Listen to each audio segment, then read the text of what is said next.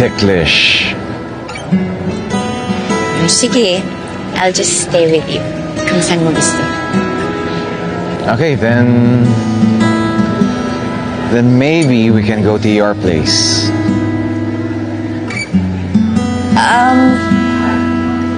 Nakakahiya na kasi kay Ate Lindsay.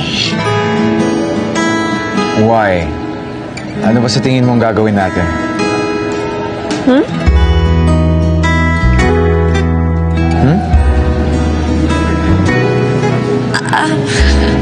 Mag-work.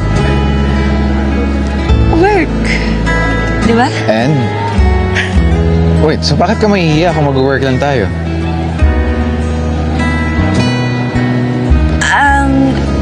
Hindi kasi conducive mag-work doon.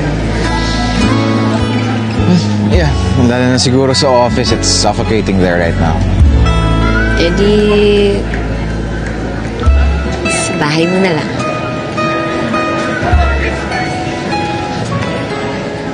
Malaki TV mo, di ba?